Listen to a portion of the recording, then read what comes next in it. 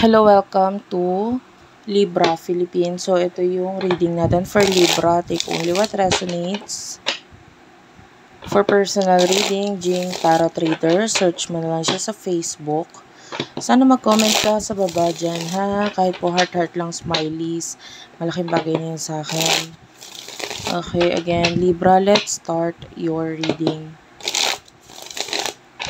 This is for Libra, Sun, Moon, Rising, Venus, Jupiter, sign Libra.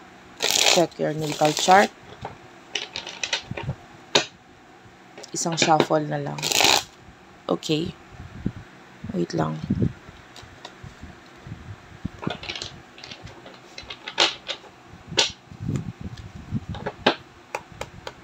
Okay. Libra. 3 of Cups. The World. King of Cups.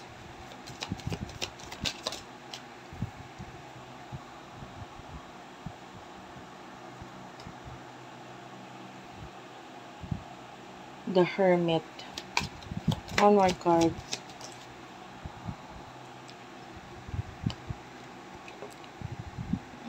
Six of Wands. At the bottom of the deck is the Two of Cups. Okay.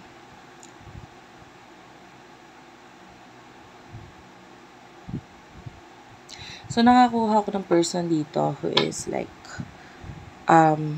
pwedeng malayo sa'yo, na parang gusto niyang i-share yung kanyang good news with you. Gusto niyang sabihin sa'yo na masaya ako ngayon, ganyan, marami akong accomplishment, maybe gano'n.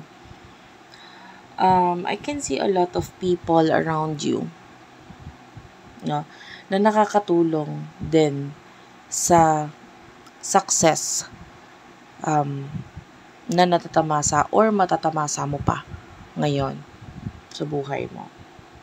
With the Hermit, that's Virgo energy.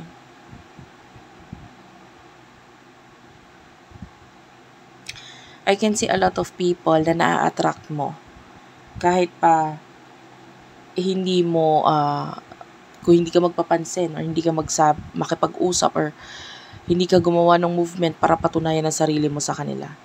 Napapansin ka talaga kahit di ka magsalita. Kahit wala kang gawin. Kahit nasa bahay ka lang. I don't know why. Whatever you're doing right now, marami ang nakakapansin sa'yo. Okay? And I can see offer na gustong ibigay sa'yo. So, mga in the near future, there's offers here. The Two of Cups.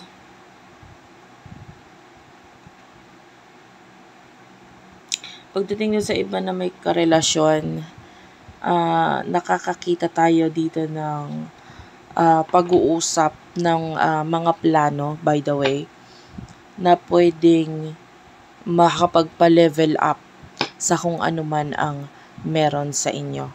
Okay? So, by the way, nakakaamoy ako ng kumakain ng cornic. This could be your reading. Okay lang kahit hindi, guys. Anyway, what do we have here for Libra?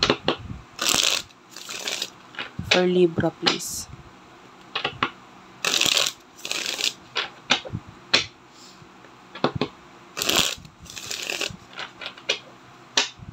One last shuffle. Messages for Libra. Seven of Wands. Queen of Pentacles. The Chariot.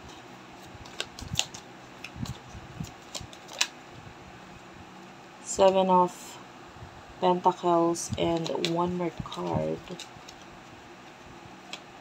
Nine of Wands and Eight of Wands. By the way, never mind may ano ha, may mga sulat-sulat sa aking kamay. Kasi may ginawa akong video about travel lines, and so may kinalaman sa pagta-travel. If you want to check it out, Unicorn Princess Tarot, naka-upload dyan, and also sa aking TikTok account, Unicorn Princess Tarot, check mo na lang. Ando naka-upload yung patungkol dito sa travel line if you're interested to know your future sa pagta-travel. And the Nine of Swords is at the bottom of the deck.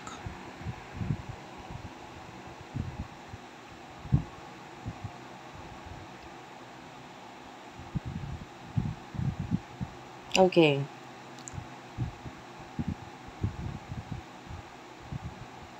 Pagdating sa pagta-travel for some of you,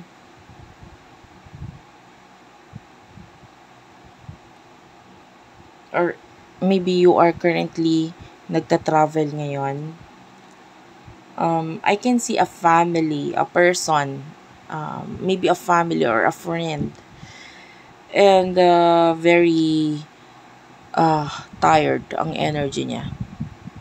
Parang may mga challenges, problems na kinakaharap itong taong to, or maybe just tired, pagod, thinking of you, no? And we do have the Nine of Swords. There's problem here.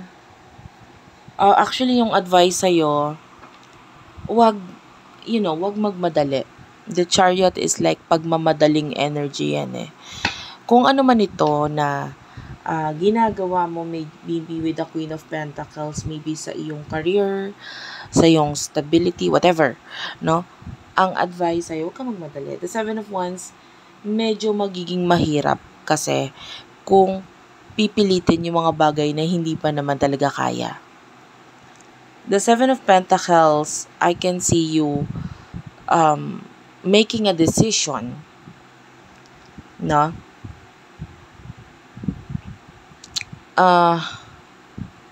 Na maybe may mga ibang taong involved dito. And sabi ko nga, kung hindi pa handa, hindi pa ready, hindi pa kaya, huwag ipilit. Kasi pwedeng magkaroon talaga ng problem, tapos or yung mga taong ito na involved dito, sila mismo yung mag-isip ng hindi maganda or malungkot, may stress dito sa kung ano man itong naiisip mo. So, yun lang. Wag magmadali. Lalo na kung hindi pa naman ready yung mga tao sa paligid mo. Okay. You do have here the Queen of Swords. This is for your future. Queen of Swords, Three of Swords, and the Hierophant.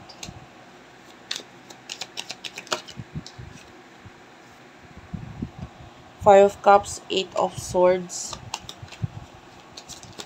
One more, two cards ang lumabas. King of Pentacles and the King of Swords. Yeah. Bottom of the deck is a Tower. So, nakukuha ko na ngayon Tower energy. Whoever this person na nagpapalungkot, nagpapahirap sa'yo, I can see possible third party situation para sa iba.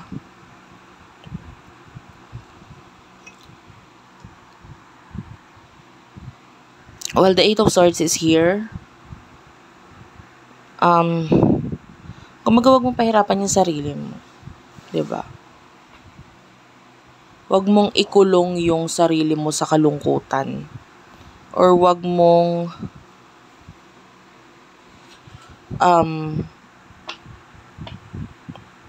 pahirapan ang sarili mo, yun lang. Marami kang lesson na natutunan ngayon sa buhay mo. At or dito sa taong to. Tama na yun. No? For some of you with the Queen of Swords, you need to cut off itong taong to. Maybe don't expect na, if this is a past person, huwag mo nang i-expect yung reconciliation, yung pagbabalik or what, communication or what. Kasi dumating siya talaga sa buhay mo um, to teach you a lesson, no? And also at the same time, to help you na makarating ka sa kung ano yung mga mararating mo pa in the future sa buhay mo, wherein nakakakita tayo ng success doon. So, naging part lang siya nun. Pero wag mo siyang i-expect na hanggang dulo nandun siya. Na hanggang dulo or in the future nandun yung taong ito.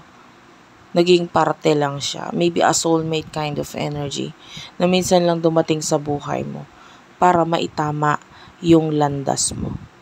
Okay? Para magawa mo yung purpose mo sa mundo. Okay? So, that's it for now. Thank you for watching. Okay, the tower is here. This is an ending with the connection or with this person. Yeah, a lot of new beginning is wow. The Ace of Cups, the Ace of Wands, the Three of Wands, and the Ace of Pentacles.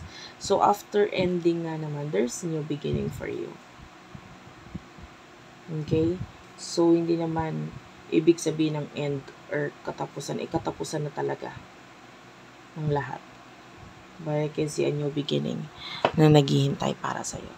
Okay, so thank you for watching. I love you all. And bye-bye.